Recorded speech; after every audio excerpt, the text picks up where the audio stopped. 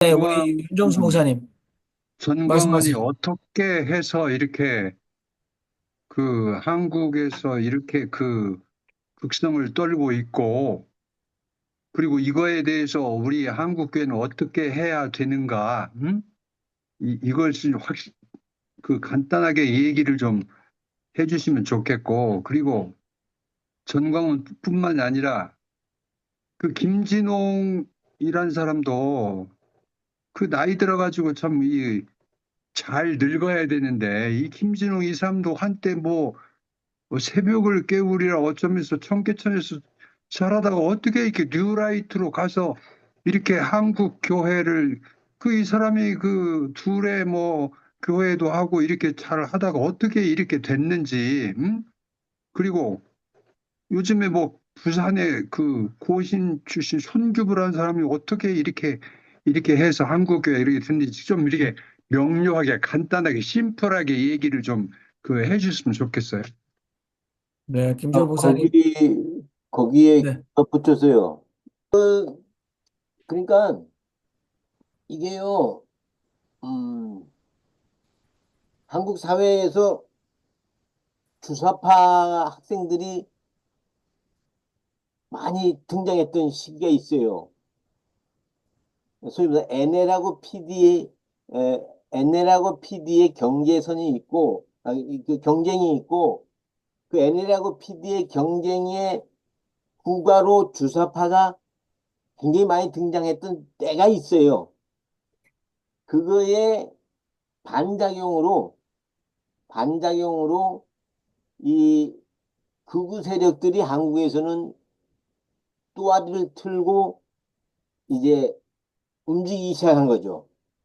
나는 그렇게 생각해요. 그렇기 때문에 이 극우파, 다시 말해서 이 정광훈파는 무슨 얘기를 하다 보면은 틀리면은 북한 얘기야.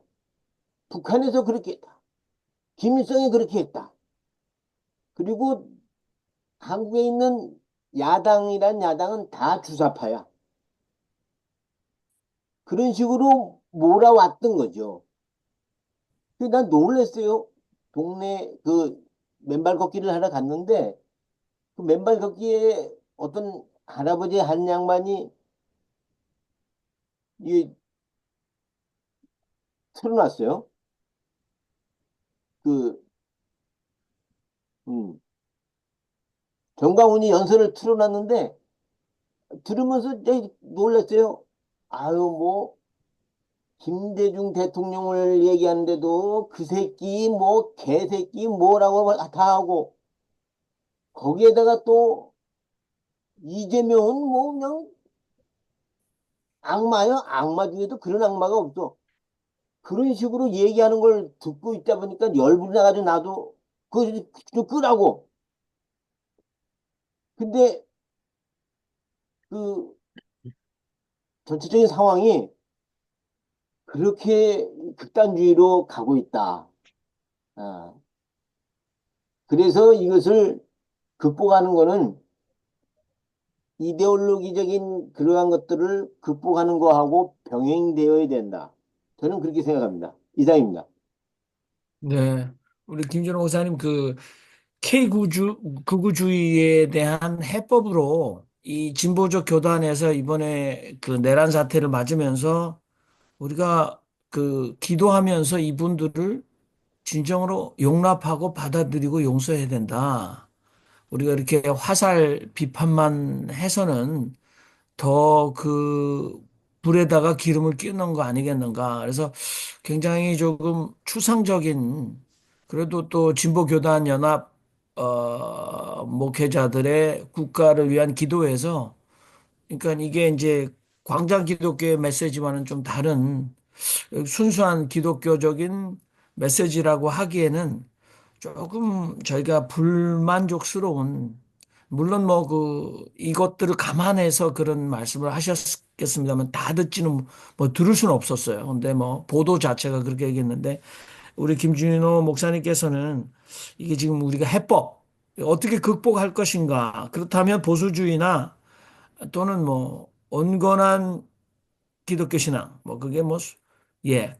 그런 분들은 어떻게 여기에 대해서 어떤 그 견제를 통한 균형을 이룰 수 있겠는가 그런 예, 답답하면서 우러나는 질문입니다. 우리 김준호 목사님 일단은 말씀을 해주시죠. 우선 앞에서 이렇게 말씀하신 정강훈과 소년보의 그 신화에 대한 얘기 먼저 좀 해야 될 것 같은데, 사실 소년보는 사실 제가 개인적으로 이렇게 집중적으로 다루진 못했어요. 일단 이 사람이 극우로 나선 것이 최근의 일이고요. 그리고 이 사람의 뭐라 그럴까 좀 그 존재 조건 자체가 극우로 계속 갈지도 좀 의심스러운 면도 좀 있거든요. 근데 어쨌든 이분은 지금 현재 극우적이고 그렇습니다. 근데 이제 오늘 기사연 토론회가 있었는데 서명삼 교수가 발제자였는데 그분에 의하면 그분은 이제 미국의 신사도 운동이 이제 트럼프 진영에서 적재 역할을 했던 그런 측면과 연결시켜서 이 소년보 목사의 아들이 이제 일종의 미국판 이제 정치적 신사도 운동 담론을 적극적으로 수용한 사람이래요. 그래서 이제 그런 계보가 있지 않느냐 이런 얘기를 하고 있는데 어쨌든 이제 그것은 이제 그분이 가지고 있는 이데올로기적인 어떤 그 요소일 거고 그게 대중에게 먹히는 문제는 다른 건데요. 지금 이제 그분이 대중에게 먹히는 거는 지금 연구가 필요합니다. 이게 그분이 가지고 있는 개인적인 속성이 대중적인지 아닌지는 잘 모르겠어요. 저는 좀 그런 요소가 적을 것 같은 느낌이 드는데, 어쨌든 이제 이분은 이제 개신교 주류가 인정할 만한 분이거든요. 그래서 또 그쪽 교단에서 평판도 좋고, 일종의 미래 비전을 보여줬다 이렇게 평판이 받는 분이기도 하고 그래서 이제 이제 그렇다는 얘기는 이제 이분이 극우주의를 계속 가는 거에서 상당히 압박 요인들이 있다는 뜻을 의미하기도 해서 저는 이분은 좀 더 봐야 할 것 같고요. 정광훈은 지금 개신교가 이분을 컨트롤할 수 있는 능력을 상실했다고 봅니다. 이분은 이제 처벌할 길이 없어요, 개신교가. 아, 근데 이제 이분의 힘은 아스팔트 현상인데요. 그 아스팔트 현상에는 내각간 메타교회 현상이 그런 건데, 교회가 흡수하지 못한 대중들이 광범위하게 정강훈 중심에 모여들었어요. 그래서 이제 이 문제는 또 정강훈은, 이제 제가 열심히 참여했거든요, 집회에. 근데 보시면 정강훈에는 서사가 없어요. 그리고 이게 사운드, 그 소리 이펙트가 아주 강력해요. 그 부흥사이기도 했고.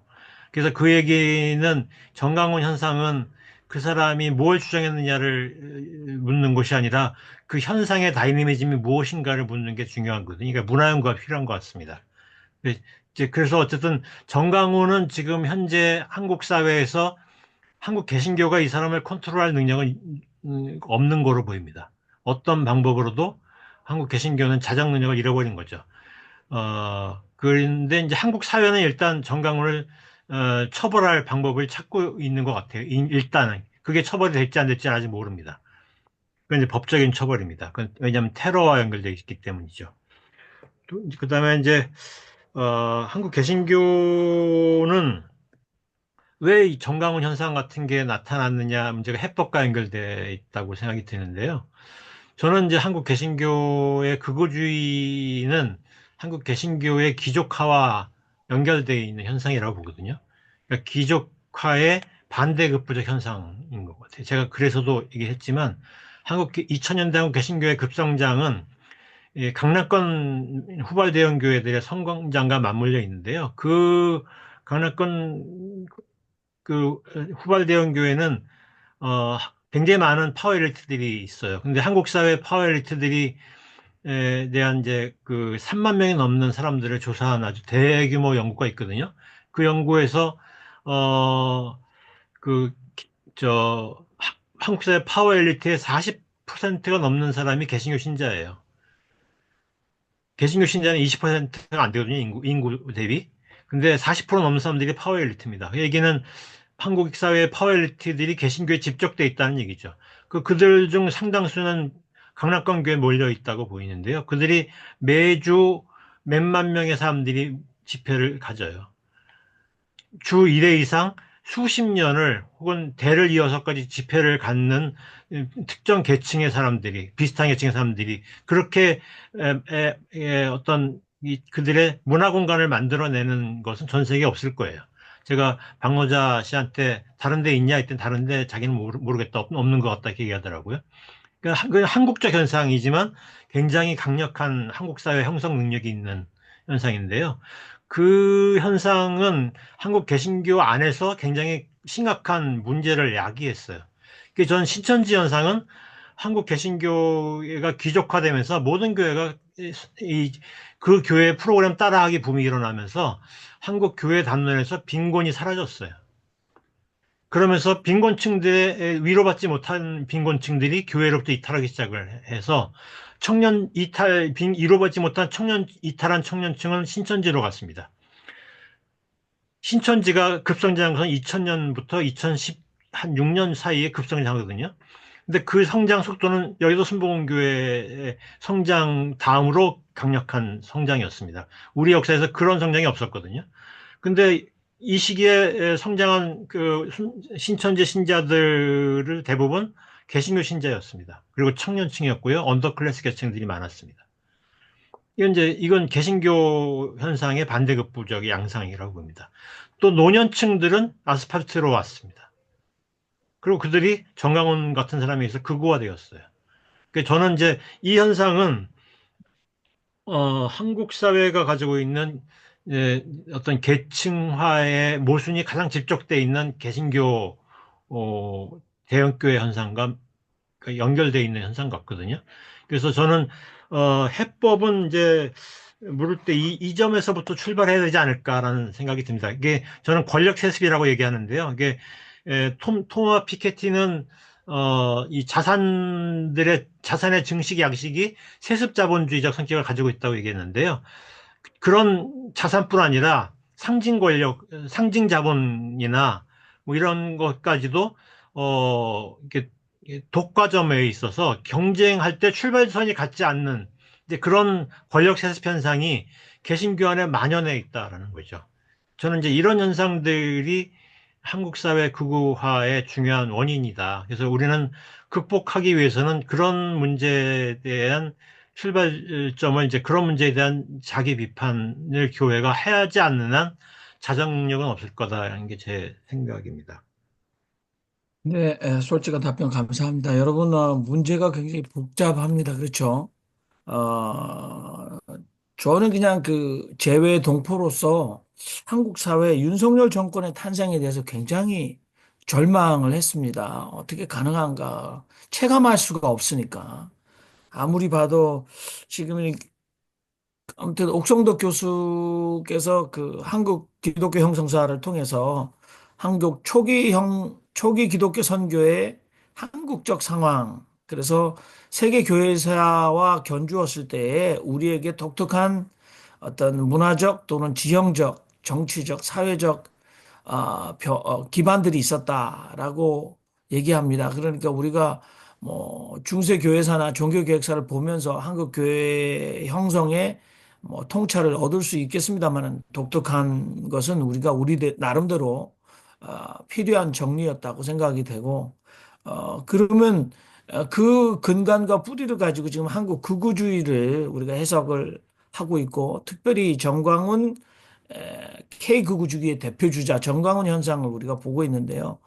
이렇게 간단한 해법이 있겠는가?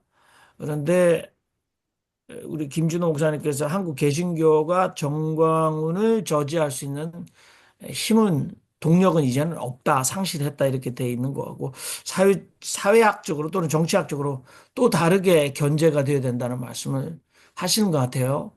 그런데 지금 일반 그 미디어 쪽에서 진보적 그 사람들은 대부분 이 문제에 대해서 기독교 언론인들, 예, 그러니까 뭐 뉴스앤조이 이런 분들을 모셔서 그분들 의견을 듣고 있어요. 근데 거기에 그 기자나 아니면 편집장들은 보면 이제 계속해서 그 미디어에 나와서 정광훈 현상을 설명할 때 정광훈 목사님 말을 계속하고 있어요. 그래서 저는 그분들도 기독교인일 거다. 왜냐하면 기독교 미디어인 뉴스앤조이니까. 그런데 그분들 조금 오히려 김진우 목사님보다 훨씬 객관적으로 정광훈을 사회학적으로 분석하진 않고 신앙에 걸쳐져 있었다는 걸 제가 많이 봤어요. 그러면 정광훈 목사님은 신앙에 걸쳐진 정광훈 분석. 물론 그분들은 발로 현장을 찾아가서 인터뷰를 하려고 합니다만 정말 그것으로는 한계가 있지 않을까 하는 생각이 드는데 아무튼 우리 김준호 목사님이 이 그 정광과 K극우주의의 재구성이라는 글을 하나 쓰기 위해서 세계적 그 민주주의 후퇴나 극우주의에 대한 사회학적인 많은 네, 글들을 재빠르게 분석하시고 한국 사회에 적용을 하셨다. 그리고 본인 스스로도 정광훈 모임에 계속해서 가셔서 분석을 하신 후에 지금 이 본인의 해법은 한국 개신교는 정광훈을 통제할 힘을 상실했다.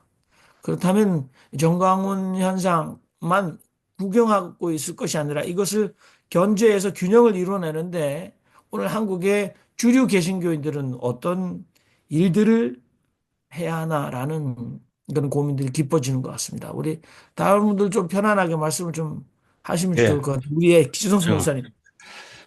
음, 아까 윤종수 목사님, 어떻게 히말라야 도착한 거요? 예, 네팔입니다. 아이고, 카트만두. 몇 시간 전에 도착했어? 어제 밤 어, 8시 예. 집에 왔어요. 카트만두. 어저께 밤에 오셨는데, 오늘 히말라야에서 지금 하는 그 질문, 아까, 그거는 뭐, 답이 없고, 한마디로, 많은 질문이 있는데, 현재 한국 기독교는 정강훈에 대해서는 대안이 없죠. 그건 분명합니다. 대안은 없고, 영향만 있죠. 그래서 기독교 감량 현상이 굉장히 심각하게 나타날 것이다. 그래서 가장 큰 피해는 기독교가 보고 있다라고 하는 것이고 어떤 의미에서 쭉정이는 사라지고 알고만 남을는지도 모른다. 우리는 그런 믿음을 좀 가져보지요. 여기서 중요한 것은 저는 관심 가진 것은 그 마지막 결론 부분에 앞으로 어떤 현상이 벌어질 것이냐 하는 것을 한번 예측을 한번 해보는 겁니다. 에, 탄핵이 되고 정치적으로는 현재로서는 이 뭐 이재명이가 뭐 대통령이 되든지 여하튼 정권이 바뀔 가능성이 많죠. 그런데 그러면 저쪽에서 어떻게 나올 것이냐라고 하는 겁니다. 투쟁이 계속되겠죠. 그런데 제가 생각할 때는 생각이 틀리기를 바랍니다만은 과거에 우리가 민주화 투쟁을 할 때는 자기 희생적인 자세가 기본이었습니다. 그러나 이 극우주의자들에게 있어서는 그 사람들이 투쟁하겠죠. 그랬을 때 자기 희생적인 자세를 기대하기는 어렵지 않을까. 그리고 애초에 어떤 자기 이익 혹은 돈 때문에 시작된 그런 불만 때문에 시작된 것이기 때문에 과거에 우리가 80년대 학생들이 민주화를 이루기 위해서 분신하고 스스로 자기 생명을 버리고 하는 것들 그런 희생적 자세는 이 사람들에게는 별로 없을 것이다. 그러나 그것도 종교의 성향을 가지고 있기 때문에 결국 잘하면 순교자, 자발적 영웅주의적 순교자 이런 현상은 일어날 수 있지 않겠는가? 저는 그렇게 분석을 해봅니다. 예상을 해봅니다. 그래서 그런 의미에서 이제 테러리즘도 하나의 가능성이 강력하게 생각을 해봐야 될 것이고요. 그래서 우리는 정광훈에 대한 대안은 없지만 앞으로 일어날 현상에 대해서 아주 날카로운 눈을 가지고 바라보고 우리가 예방할 수는 없지만은 어떤 그런 사건이 있었을 때 분석해서 그것을 사회에 제시할 수 있고 하는 이런 정도의 역할 그건 할 수 있지 않을까 싶습니다. 그 지금 이제 어머님들은 사실 이런 그 한국 사회의 내란 사태에서 자신의 아들들이 이제 내란범으로 또는 내란 수계의 보호에 동원되는 거에 대한 대단한 그 불만을 사회적으로 터뜨렸지 않습니까? 특별히 이제 한남동 공간에서 경비대 임무를 받았던 군인들의 부모님들이 굉장히 그 우리 사회 현장으로 보도되지 않았지만 그랬다라고 보는데 저는 우리 김준호 목사님께서 아까 어텐션 스트러글 해서 신세대의 팬덤 대중과 극우 대중을 이렇게 비교를 하셨는데 어 그렇다면 저는 뭐 사실 말씀을 하실 때 그 팬덤 대중의 사회적 착함, 이 행동은 우리 빛의 혁명과도 사회적 현상도 어느 정도는 설명이 가능한가, 이, 아, 그렇게 생각이 들었고, 그렇다면 이제 엊그저께도 보니까 이화여대에도 이 신남성 연대가 이 여대생들을 폭행하고, 그죠? 시위를 방해하고 피켓을 부셔버리는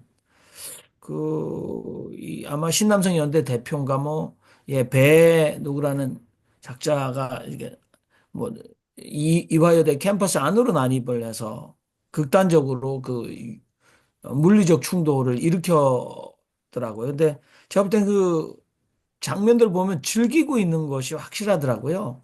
연약한 여성들을 걸어 넘기고 밀치고 하면서 또 그 여성들은 비명을 지르고 울고 있고 이 친구들은 뭐 플래카드 자체를 손으로 쥐어서 보이지 못하게 하고 들고 있던 피켓을 전부 다 패댕겨 쳐버리는 그런 근데 이게 위학적 행동을 자기 과시 심리학적으로 우리가 좀 굉장히 여기에 대해서 근데 부모 세대들은 어차피 다 가정들이 있는데 부모들의 영향력은 또는 부모들이 만일에 주류 개신교 신자라면 이 부분에 대해서 어, 어차피 국가, 사회, 가정에서 우리가 가정을 그래도 변수로 완전히 가족의 기능이 아무리 제한되고 또 부모님의 양육의 어떤 뭐 그 방법이 달라졌다고 해도 그걸 우리 포기할 수는 없을 것 같다는 저는 개인적인 생각이 듭니다. 우리 홍동률 교수님, 우리 이 김준호 목사님 민중 신학자이시지만 이 정광훈과 K극우주의를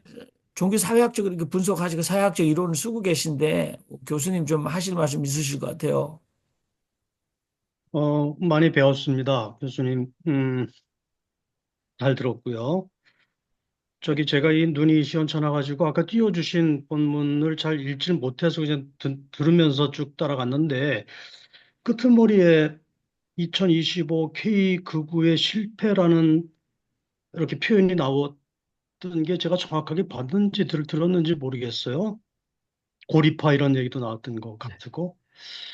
그래서 뭐 제가 잘못 이해한 거면 좀 바라져 주시면 좋겠는데 K극우가 말하자면 실패했다고 일단 보시는 건지가 좀 궁금했고요. 그때 K극우가 12.3 비상계엄 실패한 걸 염두에 두신 건지 아니면 법원 폭동이 일단 뭐 진압이 돼서 그렇게 표현하셨는지 제가 정확하게 모르겠는데 어쨌든 어떤 맥락에서 그런 분석이 나왔는지 좀 궁금하고요. 하나는 사실은 저도 최근에 이런 걸 보면서 워낙 전공이 사회학이니까 관심이 안 갈 수가 없지요. 그래서 고민을 많이 하고 있습니다만은 제가 지금 주목해서 보고 있는 포인트는 과거에 전광훈 씨가 아스팔트에서 동원했던 노인 세대가 아니고 저희들도 직접 TV 화면을 통해 직접 이제 목격도 하고 했는데 소위 2030 세대, 특히 남성들을 더 중심으로 해서 이 세대들이 지금 상당히 본격적으로 가세한 걸로 보이거든요. 이게 이제 그동안 제 눈에 안 보였던 것이 갑자기 화면에 나타난 것인지 아니면 최근에 이렇게 갑작스럽게 새로 생겨난 현상인지는 분석을 해봐야 되겠지만 어쨌든 젊은 세대가 빠르게 극우화하고 있는 이 현상을 어떻게 설명할 것인가가 저로서는 상당히 지금 연구 주제거나 고민 주제라고 할 수가 있고요. 또 하나는 이제 모두의 쭉 설명하실 때 나왔는데 글로벌 극우화 현상을 이제 폭넓게 쭉 예를 들으면서 그 안에서 이제 우리 한국의 극우화를 위치 지어 주신 거는 상당히 우리 관점을 넓혀주시는데 좋은 차관이었다고 생각이 드는데, 그러면서도 이제 유럽이나 미국이나 등등의 글로벌 추세하고 한국의 현상이 좀 어떤 면에서 다른지, 그러니까 좀 분석이 되어야 되겠다. 어떤 면에서 같고 어떤 면 다른지, 물론 언급이 없었다는 건 아닌데, 저는 지금 그 대목에 사실 상당히 본격적으로 관심이 저한테는 있습니다. 그리고 이제 그냥 양념 삼아 말씀을 하나 더 드리면, 시간이 좀 필요하겠지만 이 극우화가 상당히 지금 우리 사회에 매우 중요한 과제로 등장을 했다고 보면, 저는 거시적으로, 좀 막연한 얘기입니다. 상당히 막연한 얘기고 분석이 된 얘기는 아닌데, 거시적이고 구조적으로는 교육의 실패라고 하는 것이 작동하고 있을 가능성이 크다. 또 하나는 보수의 실패. 그러니까 건전 보수가, 우리 뭐 그 얘기 흔히 했고 최근에 이것이 더 이제 부각이 되고 있는데, 우리나라에 과연 제대로 된 보수가 있었느냐라고 하는 질문을 늘 있어 왔잖아요. 최근에 이제 국힘이 더더욱 그것이 적나라하게 드러나는데, 이 건전 보수가 제대로 이 땅에 서 있지 못함으로 해서 나타나는 어떤 기형적인 현상의 측면은 없는가, 이런 좀 고민도 저는 하고 있고요. 그 얘기는 이제 최근에 이재명 대표가 어, 민주당이야말로 중도 보수다라고 하는 이것이 여러 가지 정치적인 계산에서 나온 것일 수도 있지만, 사실은 그렇게 해서 차라리 건강한 보수를 국힘에다가 기대하지 말고 새롭게 구축을 하고, 어, 그렇게 되면, 그렇게 되면 구구를 좀 더 고립화시킬 수 있는 하나의 실천적인 정치적인 접근이 될 수 있지 않을까, 이런 기대도 가져보는데, 어쨌든 뭐 그것과 관련 지어서 좀 분석이 돼야 되겠다, 이런 생각을 저는 갖고 있습니다. 또 하나 끝으로 네. 하나가, 이제 지금 극우의 중심에 기독교가 있다고 보면 기독교의 실패가 역시 지금 극우화의 커다란 배경 요인으로 작동하고 있는 것은 분명할 것 같다. 그래서 어쨌든 이번에 대선까지 끝나서 새로운 정권이 등장을 하게 되면 어쨌든 교육 계층 양극화는 제가 뺐습니다. 계층 양극화는 제가 생각하는 가장 중요한 요인이라고 생각을 합니다. 사실은 아까 이제 피케티 말씀도 하셨고 앞에서 쭉 설명을 하셨기 때문에 제가 뺐습니다만은, 어쨌든 계층 양극화, 신자유주의, 각자 도생의 사회 구조라고 하는 것이 저는 극우화의 가장 큰 구조적인 요인이다라고 생각을 하는데, 제가 별도 설명을 안 했습니다만, 어쨌든 그 계층 양극화, 교육, 보수의 실패, 기독교의 실패를 총체적으로 아우르는 사회 대개혁이 어쨌든 필요하겠다, 지금 그런 화두는 등장하고 있습니다만은, 이건 워낙 이제 큰 얘기여서, 그리고 상당한 시간이 요하는 것이고 거대한 프로그램이어서 이렇게 짧게 얘기하기는 좀 그렇습니다만은, 어쨌든 그런 문제의식은 우리가 좀 갖고 앞으로 준비를 해야 되지 않을까, 이런 생각 정도를 하고 있습니다. 이상입니다. 네, 감사합니다. 그 홍동률 교수님 말씀하신 것 중에 특히 뭐 지금 여러 가지 지적을 하셨는데, 한국 교육의 실패 굉장히 공감 가고, 요즘에 그 한국 교육은 파시스트를 양산하는 교육이다, 우리 자녀들을, 이런 진단들이 나오고 있지 않습니까? 그리고 뭐 건강한 보수가 형성될 수 있는, 형성되기에 어려웠던 한국적인 특별한 상황이나, 또는 왜 건강한 보수가 한국 사회에서 계속해서 이렇게 좀 이어오면서 다져지는 그런 기회가 계속해서 박탈되는가라는 의문도 있는 것 같아요. 저는 개인적으로 이제 아스팔트 극우에서 노년층이 많았기 때문에, 심리학적으로 우리 김상재 목사님 말씀을 잘 하시는 것처럼 이 노인을 위한 나라는 없다, 이게 근대화의 역군이었던 노인 계층의 지금 21세기 디지털 세계에 적응 불능, 박탈감, 고립감, 이런 것들이 이제 자신을, 이 아까 극우 대중의 사회적으로 위약적인 행동을 하면서 자신을 표출하려는 심리적 기제가 노인들에게도 성적위와 태극기를 흔들면서 며느리와 또는 자식에게, 외면받은 노인들이 결국 몰려 나가서 노인을 위한 나라는 없다 속에서 우리는 노인을 위한 나라는 없지만 우리는 아직도 살아있고 한국의 정치나 사회 문제에 대해서 우리도 우리 목소리를 이렇게 너희들에게 삐딱하게 내겠다. 뭐 그런 심리적 규제가 아니었을까라고 막연히 생각한 적도 많습니다. 우리 김상재 목사님 말씀하시죠. 예, 또 제 생각도 좀 말씀드리고, 그 다음에 우리 김진호 목사님께서 전체적으로 이렇게 정리해 주시면 좋을 것 같습니다. 역시 이제 민중신학이니까 일종의 정치신학적 입장이잖아요. 그런 입장에서 이제 보신 것 같은데, 어쨌든 큰 도움이 되었습니다. 특별히 극우 현상이 경제적 불평등 심화로 인한 여러 가지 이제 그에 대한 반동일 수도 있다라는 것이 상당히 어, 제가 좀 주목해야 될 상황인 것 같고, 저는 좀 정통된 입장에서 좀 다른 관점에서 이 극우화의 원인을 보면은 첫째는 이제 철학적 맥락에서 이게 글로벌 극우화가 이제 진행되고 있잖아요. 이게 이제 탈근대적인 딜레마 내지는 상실감, 존재론적 위기, 예, 자기의 어떤 고유한 서사나 진리가 메타담론이 없다 보니까 자기 고유한 장소가 없고 자기의 고유성을 주장하기 힘든 상황에서 자아가 이제 유실되면서 무력해지잖아요.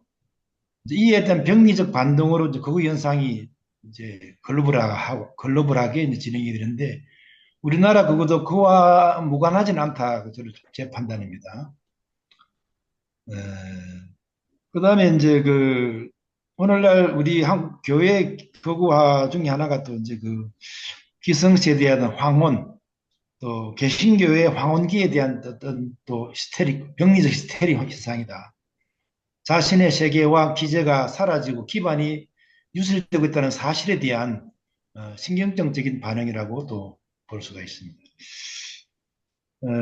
그래서 특별히 이제 자기 세대에 대한 상실감, 황혼감, 그 다음에 이제 지금의 교회, 개신교가 이 사회에 줄 수 있는 게 아무것도 없잖아요. 말씀하신 것처럼 뭐 자정 능력뿐 아니라 줄 수 있는 뭐가 아무것도 없어요.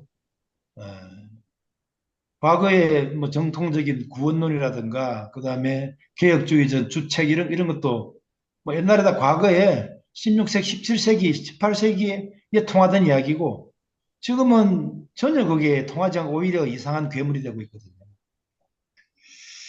그러다 보니까 그에 대한 어떤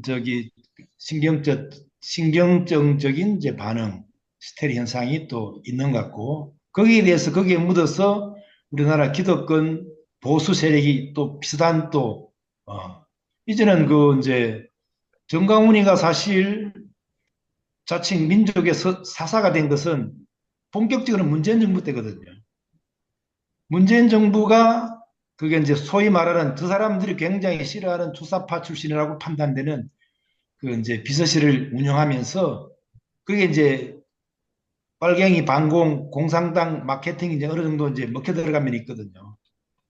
그래서 그들이 그런 여설을 몰아서 공부 마케팅을 가동하면서 이게 이제 먹혀 들어가서 일약 2류, 3류 부흥사에서 정강훈이가 이제 민족의 사사가 됐거든요. 이런 과정에서 이제 아까 저런 개신교 황교와 연관이 있는 것 같고 그래서 그들이 갑자기 공포 마케팅을 활성화시키면서 대중을 선동했는데 그게 이제 이게 사실은 과잉이죠. 원래는 이념기 이후니까 공포가 먹혀들지가 않는데 이 황혼기 세대의 기득권을 가진 그리고 미디어를 현재까지 메타 미디어를 장악하고 있는 그들이 이제 활성화시키는 거기에 이제 먹혀 들어간 경우 이런 측면에서 저는 이건 오래가지 않다고 저는 생각합니다. 저들이 말하는 소위 말하는 빨갱이 공부 마케팅은 오래가지 않을 것으로 저는 생각을 하는데 그런 측면에서 그 다음에 또 이제 이 개신교는 특별히 과거의 어떤 전선이 분명하거나 단순한 적대적인 사회에서는 이게 상당히 어필이 되는데 탈근대적인 포스트 모던한 세계 속으로 들어가다 보니까 그 다음에 이제 동구권이 망하면서 공산권이 망하면서 이게 이제 적대가 사라졌잖아요. 이러면 이제 기독교가 굉장히 무력함을 겪게 되고 황홀기적인 멘탈을 갖게 되거든요. 그에 대한 반동으로 또 이런 것들이 일어나지 않나 이렇게 생각을 하고 그러면 이제 교회가 그 이런 극복 방안이 뭐냐고 할 때 제 생각을 드리자면은 지금 현재 기독교가 아까 말씀드린 전혀 먹히지 않 말하는 복음이라는 것들이 전혀 뭐 영향력이 없는 전시대적이고 먹혀들지 않고 그런 상황인데 그래서 우리 기독교 전선이라는 게 꼭 뭐 보수들이 말하는 것처럼 공산주의 반대만 있는 게 아니잖아요. 그리고 또 구원론만 있는 것도 아니고 개혁주의적 신앙이만 있는 것도 아니고 얼마든지 텍스트를 재해석함으로 말미암아 이 시대의 필요와 시대의 병리에 어필되는 분명한 어떤 줄 수 있는 게 있단 말이죠. 그런 것들을 강력하게 자꾸 발명하고 전선을 새롭게 만드는 노력이 신학자들에게 필요하다. 이런 것들을 그래서 제가 볼 때는 신학자들 자체도 좀 죄송한 이야기지만 이러한 전선을 발명하거나 이런 데 좀 게으르지 않나 이렇게 생각이 되고 또 이제 과거의 시대, 과거의 흐름을 자꾸 반복하고 재생산하는 방식으로 하는데 그것도 역시 신선하지 않다 하는 생각입니다.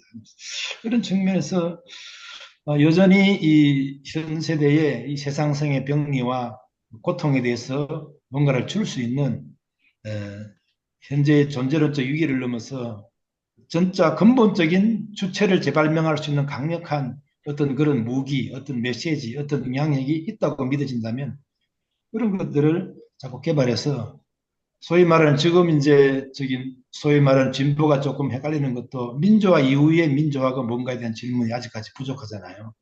민주화 이후의 민주화가 뭔가 역시 또 보수가 또 헷갈리는 방하는 이유도 그거죠. 민주화 이후에는 뭘 들고 왔 그래서 조중동이 이제 이상한 보수로 퇴행하는 것이 그거는 민주화 이후에는 어떤 민주화를 가져갈 것인가 대한 상상력이나 사고가 없는 거죠. 그런 것들이 문제고 그다음에 교회도 마찬가지죠. 교회 이후에 이전에는 교회가 소수였으니까 나름대로 명리를 될 수 있는 지금은 교회가 인정받고 하나의 제도권으로 확고한 기득권으로 자리 잡은 상황에서 이 교회 이후의 교회가 뭔가에 대한 고민이 전혀 없는 거죠. 그래서 이런 측면에서 어, 그런 측면에서까지 고민을 하는 것이 필요하지 않나 이렇게 생각이 됩니다. 여기까지 하겠습니다. 네, 감사합니다. 네, 김준호 목사님 아무튼 또 말씀을 하셔도 좋을 것 같습니다. 보충이나 빠뜨린 거 아니면. 이제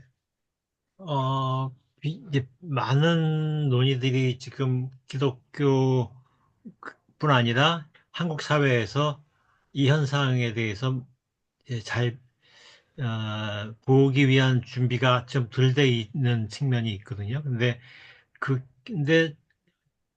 우려스러운 것은 이제 일단 아까 홍정열 교수님께서 얘기하신 거를 설명하지 않은 채로만 결론만 얘기하면 저는 이제 지금 개신교가 아니라 한국의 극우가 일단 싸움에서 패했다고 생각하거든요.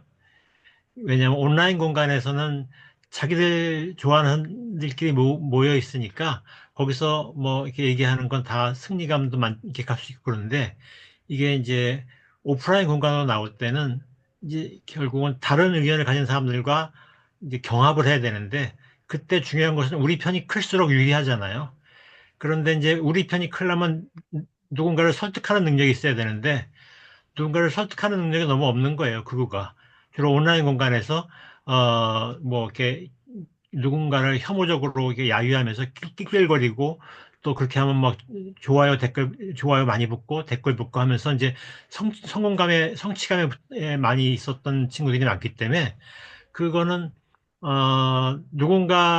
이제 이런 식의 주목 경쟁은 누군가를 설득하는 능력이 너무 결여되어 있는 거죠. 그러니까 사회성이 부족한 건데, 결국은 이제 그래서 다른 사람들로부터 혐오적인 존재로만 더 부상되고 자기들의 언어로 누군가를 설득하는 데는 좀 더 실패한 것 같아요.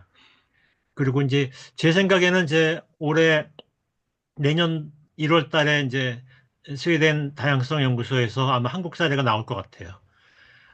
내란이나 극우주의를 잘 극복한 대표적 사례로 나올 것 같아요. 그러니까 이게 이제 한국 사회가 대단히 훌륭한 성과를 거둔 겁니다. 전 세계적으로 이런 사회가 드무니까. 그런데 우려스러운 건 테러리즘이에요, 저는. 지금 지난번에 또 이제 테러리즘으로 표현되었는데, 서부지법에서. 그런데 더 강렬해질 가능성이 있는데 이제 내가 성함을 잊어버렸는데 그 어떤 분이 테러리즘에 대한 연구 중에 하나는 이제 21세기 테러리즘이 이제 컨트롤 타워가 없는 테러리즘이 많아지고 스폰서 테러리즘화 되고 있다 이런 얘기를 하거든요. 그 테러리즘의 민영화라는 거예요. 근데 이제 빈 라덴이 그런 점에서 굉장히 중요한 상징인데요. 어떤 하위 조직한테 이렇게 지시를 내려서 테러리즘이 일어나는 것이 아니라 스폰서가 있고 그 스폰서의 스폰을 받기 위해서 더 자극적인 테러리즘을 수행하는 집단들이 도처에서 경합을 한다는 겁니다. 근데 한국에도 이제 여의도파와 그 광화문파 이렇게 우파의 분열, 극우의 분열이 보여주는 것은 경합의 가능성을 시사하거든요. 그래서 이제 이런 가능성이 상당히 우려스러운 거죠. 그러니까 현재 우리가 걱정스러운 것은 이제 이런 테러리즘화되고 될 우파의 활동들을 우리가 어떻게 대할지에 대한 준비가 되어 있는가. 제가 볼 때 한국 사회에서 테러리즘에 대한 논의가 된 적이 없거든요. 그 얘기는 뭐와 맞물리냐면, 극우 대중들이 어떤 경로로 극우화되는지에 대한 이해가 너무 없어요. 이를테면, 아까 공교육 얘기하셨잖아요. 비슷하게 한국의 개신교 신자들의 사회의식 조사 연구가 있습니다. 거기 보면 개신교 신자들의 사회의식과 비개신교 신자의 사회의식은 거의 다 오차범위 내에 있습니다. 성소수자를 제외한 거의 모두가 오차범위 내에 있어요. 다르지 않다는 얘기입니다. 그 얘기는 교회 공론장이 뭐 좋든 나쁘든 교회 공론장에 신자 대중에게 영향을 못 미친다는 얘기잖아요. 그건 학교 교육도 비슷하거든요. 그런데 우리가 모르는 사이에 청소년들이 혹은 청년들이 극우화되고 있어요. 어떤 경로로 되느냐에 대한 물음을 우리가 안 물었잖아요. 어떻게 청년들이 극우 담론을 동화되고 그 활동을 하게 되는지, 또 그러면서 인파워먼트 되는지, 또 그들이 어떤 경로로 공론 광장으로 나와서 오프라인 공간에서 그런 행동을 표출하는지에 대한 경로에 대한 연구가 없어요. 정강훈 대중에 대해서도 마찬가지예요. 정강훈 연구는 대부분 정강훈이 뭘 말했느냐에 집중하고 있거든요. 근데 정강훈 현상을 묻지 않아요. 정강훈 집회 참석한 사람들이 어떤 경로로 그 집회에 참석하게 됐는지를 묻지 않거든요. 어떤 결핍이 그들을 혹은 어떤 상황이 그들을 그 자리로 불러냈는지를 묻지 않는 거죠. 또 거기서 그 집회를 통해서 그들이 어떻게 자기 승리를 만끽하는지에 대해서 묻지 않거든요. 그러니까 그런 논의가 없기 때문에 테러리즘에 대한 논의도 우리가 준비가 안 된 거거든요. 그래서 제 생각에는 이제 개신교는 뭐 전무하고요. 한국에서 이제 최근에 아까 얘기한 그 내란 포럼 같은 경우 이제 문화 연구자들이 되게 적극적으로 젊은 연구자들이 적극적으로 현장에 들어가서 사람들을 만나더라고요. 그래서 이제 그들이 어떤 생각들을 하고 있는지 어떻게 자기를 인파먼트 시키고 있는지를 이제 그 발견하기 위해서 많은 노력을 기울이고 있는데 그것도 부족하지만 개신교는 그나마도 없거든요. 그래서 그런 것들이 이제 지금 우리가 이 문제를 대하는데 굉장히 중요한 일인 것 같고 부족한 것 같고 뭐 이런 얘기입니다. 제가 말이 막 네. 뭐 그, 횡설수설했습니다. 우리 김진호 목사님께서 그래도 지적하셨던 한국 그 후발 대형교회 귀족 영성. 뭐 온누리 교회입니다. 온누리 교회 뭐 사랑의 교도 있지만 귀족 영성. 그래서 그 사실은 대학부 때 저는 대학부 때 이제 그 귀족 영성에 조인을 해서 찬양과 경배 뭐 이런 문화 현상 속에서 그 한국 개신교를 경험했는데 여기에 대해서 절망 세대가 거기서 소외되면서 이들이 이들이 몰릴 수밖에 없던 그 신천지 현상. 이거는 뭐, 우리 김준호 목사님께서 지적하셨듯이 여의도 순복음교회 성장을, 예, 무색하게 만들 만큼 굉장히 사회학적으로 뚜렷한 현상이었다라고 말씀하시는데 제가 한국 교회 그 예전에 엑스포인가요? 그래서 한국 여의도 광장 사진을 좀 봤더니 뭐 수많은 정말 뭐 100만 명이 모였다고 그러는데 정말 어마어마하게 모여 있고 여의도 국회의상이 안 보이는데 그 빌딩에 국회의사당 빌딩은 안 보이는데 순복음교회는 거기에 있는 거를 봤어요. 그러니까 제가 잘못 봤나 그 사진을.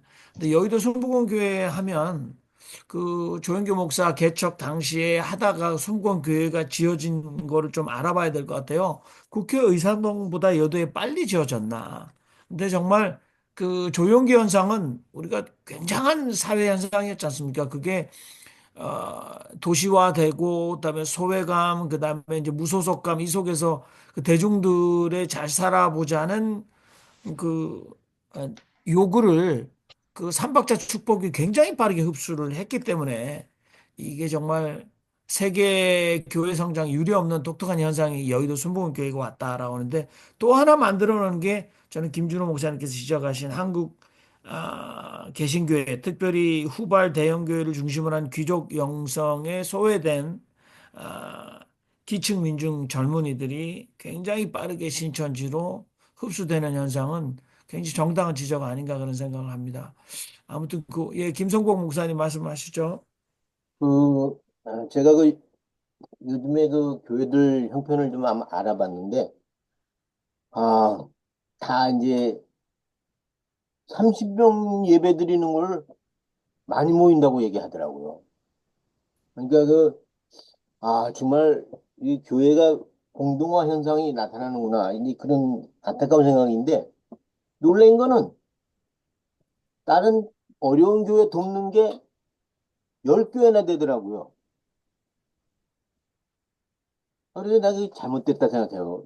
지금 청년들이 교회를 안 나오는데 왜 안 나오냐면 아르바이트를 해야 되기 때문에 못 나오거든요. 10교회 도울 거를 10명의 청년들을 장학금을 주고 아르바이트 비용을 주고 교회 나오게 해야 되지 않겠는가. 그런 생각이 들었습니다. 그래서 이 지금 서방, 현재 신천지가 그렇게 활개치고 이렇게 교인들을 빼갈 수 있었던 그 이유는 교회 구조가 상당한 정도로 귀족화돼 있고 닫혀 있었기 때문에 그렇게 된 건데 지금껏 고치질 못하고 있다. 저는 그렇게 생각하고 이런 것들을 아, 주사파 이념에서부터 어, 점검을 잘 해서 극복할 수 있어야 되지 않겠는가 생각합니다. 놀라운 거는 그 어저께 마지막 변론인가요? 그저께 마지막 변론에서 그 국회 측 헌재에서 국회 측 이제 저기로 그 국회의원이 노, 노, 갑자기 떠올리지 않네, 이름이. 그, 최후 진술을 하는데, 그, 하느님이 보호하사 우리나라 만세 하면서 하느님이 12월 3일 날 대한민국을 지켜주셨다 이거예요.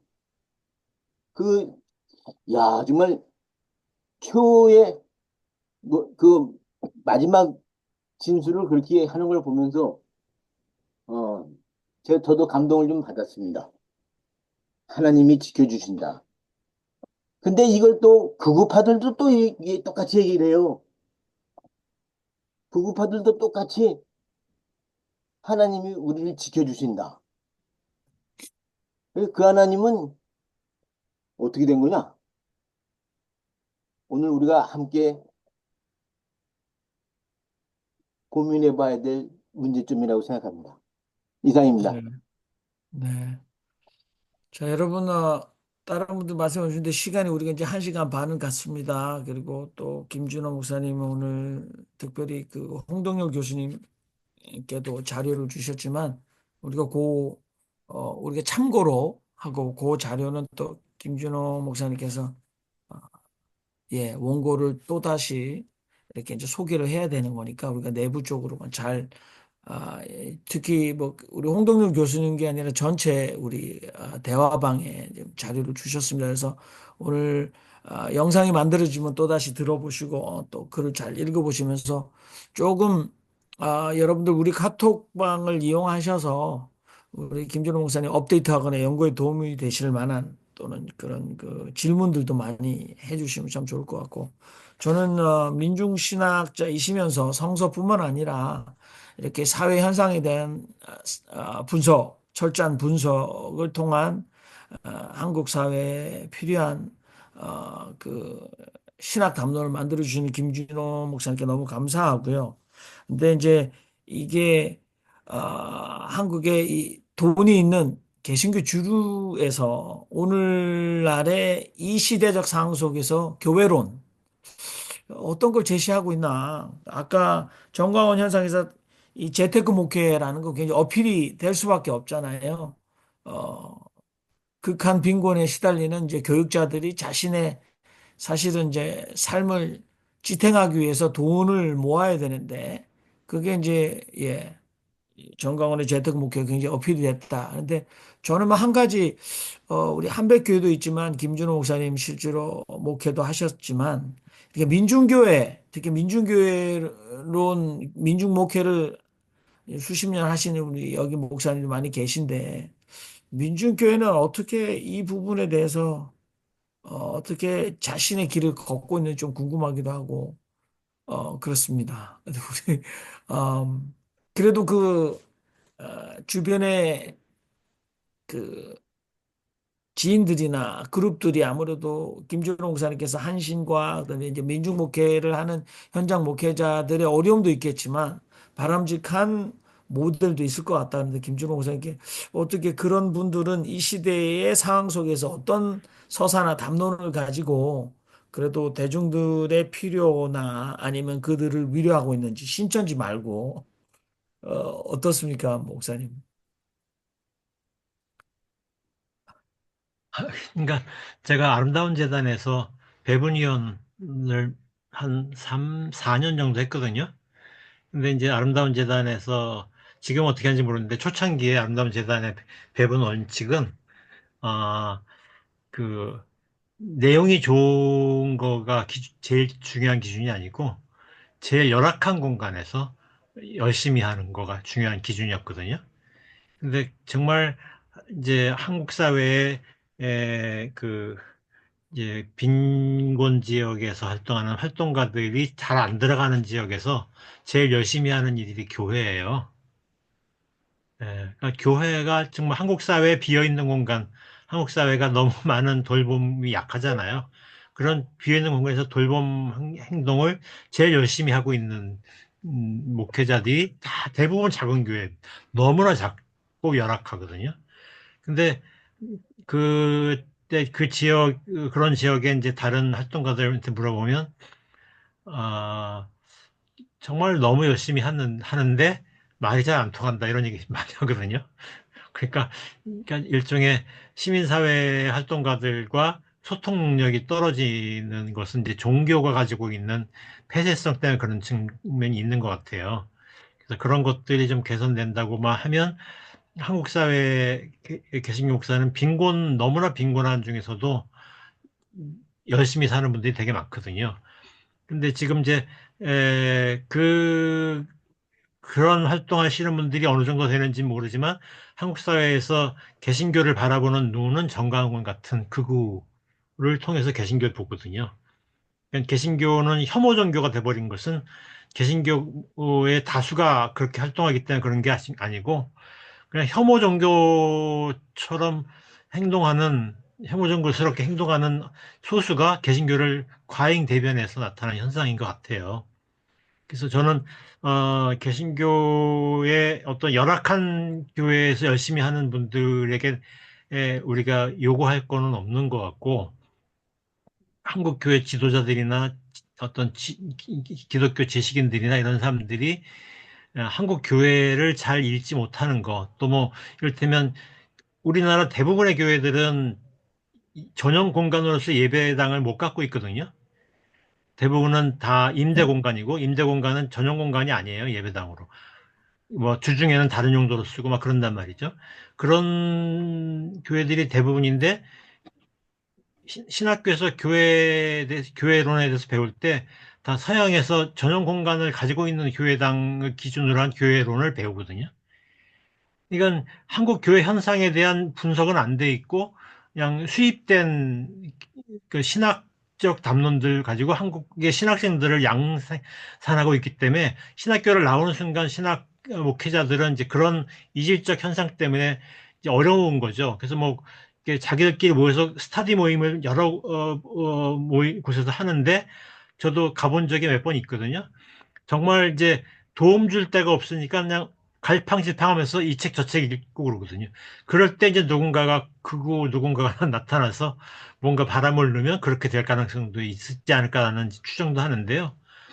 그러니까 그런 어려움들이 이제 있어요. 그래서 제가 생각하기에 한국 개신교가 가지고 있는 이제 이 불모지 같은 이런 모습들은 개신교의 어떤 교단 정책, 또 신학교 교육, 뭐 이런 교회 엘리트, 이제 이런 사람들이 가지고 있는 게으름과 무관심함의 산물인 것 같아요. 제가 이제 그래서 제일 큰 교단 신학교의 어딘가에서 초청을 해서 민중신학이 올해 50주년이 되거든요. 나보고 50주년 얘기해서 이제 가기로 했는데 제가 극우주의 얘기해도 돼요? 했더니 조심하면 좋겠습니다라고 얘기하더라고요. 그러니까 말 못하는 거예요, 지금. 신학교육에서. 그러니까 이런 형편에서 한국 사회에서 이제 뭐 제가 극우주의 좀 얘기하니까 뭐 한국의 언론들, 심지어 외국 언론들도 인터뷰 요청이 오거든요. 그러니까 수많은 곳에서 한국 교회를 중심으로 해서 나타나는 이 극우주의 현상을 묻는데 정작 교회는 신학교는 이런 얘기를 못하는 분위기가 있는 거죠. 거기 그런 것 때문에 그걸 준비하는 어떤 행동이나 뭐 그런 것들을 전혀 못하는 상황에 이제 있는 게 우리 실정인 것 같아요. 그래서 그냥 이런 넋두리 같은 고민을 하고 있습니다. 네. 저는 김준호 목사님 말씀 들어보니까 그 한국의 감리교 이 안준호 목사님의 달려라 커피 이분이 이제 개척할 때 뭐 김장을 뭐 3천 포기 뭐 제가 기억은 뭐 숫자는 어마어마한 분량의 김장을 해서 온 동네 분들을 다 나눠드리고 이제 초청하는 이 예, 전도주의를 맞았는데 한 분도 오지 않았대요. 예, 거듭되게 그걸 실패를 하다가 이 마을의 필요가 아이들이 방과 후에 갈 데가 없다. 공부방을 열기 시작했다는 거죠. 그런데 사람들이 무지막지하게 자기 아이들을 이 공부방으로 보낸 거죠. 맞벌이나 아무튼 일해야 되는 분들이. 그러니까 육아의 부담을 교회가 이제 끌어안았고 그 아이들의 공부방을 통해서 그 아이들이 성장했는데 이분이 지금 달려라 커피 그래서 그 미니밴을 찾아가는 커피숍으로 개발했죠. 그래서 그 사업을 오래 했습니다. 그래서 본인이 이렇게 그 총동원주의나 그런 목회에 대해서 자신은 실컷 했는데 지금 이제 선교와 목공 그래서 또 스스로 목수가 되었어요. 근데 지금 감리교에서는 사실은 그 흠결이 있는 목사다. 왜냐하면 이중직이다. 그래서 감리교단에서는 이분이 가지고 자구책으로 가지고 있는 직업 자체가 원래 교단이 요구하는 목회자 이 전임 목회자의 모습이 아니다라고 해서 이 흠결 있는 목회자로 총회가 이중직 목회자가 많이 나오려고 했을 때 그걸 또 막았어요, 교단이. 근데 이분은 지금 보니까 제가 이렇게 흥분돼서 말씀드린 거는 이번에 그 비행기 사고가 난 듯 무안이라든지 이런 곳에 달려가서 이분이 그 위로가 필요한 사람들에게 자신이 가지고 조그만 이 커피라는 매체를 통해서 이분들을 끊임없이 가서 위로하고 찾아가는 일을 하고 있어요. 그래서 야, 이분의 목회야말로 지금 우리 김준호 목사님 말씀하셨던 열악한 환경 속에서 각계 전투로 이 한국 사회에서 자신의 목사됨의 존재의 가치를 그렇게 실현하는 극소수의 목회자가 아닌가. 그래서 아무튼 뭐 마을 목회라는 것도 있고 굉장히 많이 있습니다. 마을 목회 뭐 우주로 상상하고 국가로 기획하고 마을로 실천해라. 그래서 이 치매기가 있는 노인들밖에 남아 있지 않은 이 변방 시골에 재정이라고는 정말 없는 곳에서 치매 환자를 돌보는 그런 목회를 하고 있는 목사들. 그런데 이등병이죠. 전장에서 계속해서 죽어갑니다. 왜냐하면 제대로 신학교에서 절대적으로 그 현장에 투여될지 실전 훈련을 전혀 받지 못했던 분들이다. 그래서 악순환 속에서도 그래도 신앙을 붙들고 그렇게 살려는 사람은 있다는 생각이 드는데 김준호 목사님이 민중신앙 50주년을 맞이해서 정작 신학교에서 네, 이 목사들이 출교나 시키고 있고 그런 그 교단의 이 재판국에서 그런 선언하고 있고 이 극우주의 현상에 대한 어떤 그 네, 분석들 이런 것들이 공론화되지 못하게 막고 있다는 건 굉장히 비극이다. 그래도 이 시대에 그 자리가 주어지지 않아도 우리 김진호 목사님 같으신 분은 계속해서 이 민중신학 담론을 시대에 필요한 민중신학 담론을 만들어내고 계시고 또 우리는 그 만들어내신 담론을 계속해서 반응하고 토론하고 있다 그래서 그래서 의미가 있다 그런 생각을 해봅니다. 끝으로 여러분들 우리 뒤풀이 담화 시간 이전에 다시 마무리 발언하실 분들은 좀 해주시고 특히 김성봉 목사님 뭐 30년 이상 민중 목회를 하시고 또 지성수 목사님 진짜 평생 거리의 목사로 그냥 주류를 스스로 버리고 나오셔서 예, 비주류 거리의 목사라고 이렇게 이름 붙이신 분들 여기 많이 계신데 우리 예, 권혁터 선생님 말씀하시려고 예, 하시나요? 네. 아, 좋은 토론을 쭉 들어서 참 좋습니다. 참 유익한데요. 저는 이제 여기서 이렇게 들으면 생각하기를, 조금 너무 이렇게 그 사실 파악을 좀 덜한 상태에서는 해법이 잘 나올 수가 없다. 이런 생각이 좀 들고 뭐냐면요. 정광훈, 그럼 저는 보기에 정말 내가 보기에는 들면 미친놈인데 그리고 극우 그러면 실제는 이게 극우라는 것도 어떻게 보면 그 조폭 같은데 그것도 처치를 못하고 있는 현재의 상황은 이게 전부 기성 모든 사람의 책임이기도 하고 그런 풍토를 만든 사람들이 그거를 생산한 이제 저거다 이제 원인이다 이제 그런 생각이 듭니다. 예를 들어서 기독교가 잘하든가 본 이 모 집단이 똑바로 하면은 어떻게 이단이 나오고 어떻게 공산주의가 나오고 어떻게 마피아가 나오겠어요. 지금 보면은 전부 그렇잖아요. 신천지든 뭐든 이단이든 마피아든 공산 이게 비정상 사회 속에서 나오는 건데 이게 정상 사회가 제대로 순도가 높아지지 않으면은 뭐 신천지만 문제겠어요. 나중에 어떤 놈이 그 구천지하고 깃발 들고 나와도 다 몰려갈 수 있을 거고요. 요 얼마 전에까지도 유병언이가 얼마나 그렇게 설쳤습니까? 그러니까 이게 좀 실제로 들어가서 원래의 그 모습으로 순도를 찾지 않으면은 이것은 해법이 없지 않은가. 그런데 저는 하나 좀 생각하는 거는요. 정부가 보면은 그 장님이 코끼리 만지듯이 부분적인 불완전한 해법만 제시를 하지 실질적인 대안 그러니까 생산이 있고 그다음에 수입이 있고 역시 도움이 되고 유한 해법은 말하지 않으니까 계속 지금 형태로는 싸움을 성경에 보면은 뭐 비판하지 마라 정죄하지 마라 그러는데 지금은 보면은 비판하고 서로 정죄하는 싸움판만 돼 있지 해법의 판은 아니다. 이걸 어떻게 해서 원래의 그 밑바닥을 잘 청소를 해가지고 이제 근본적인 이제 그 해결책으로 대안으로 가느냐 그거를 연구해야 좋지 않을까 하여튼 그런 생각이 드는데 어쨌든 이런 토론을 이렇게 생각을 지금 이제 목사님께서 또 정리해 하시니까 굉장히 도움이 참 많이 됐습니다. 감사합니다. 네. 김준호 목사님 정광훈과 K 극우주의의 재구성 목사님의 연구는 한국 사회에서 왜 극우주의가 출현했는가 또 어떻게 극우주의가 반응하고 있는가에 대한 연구였습니다.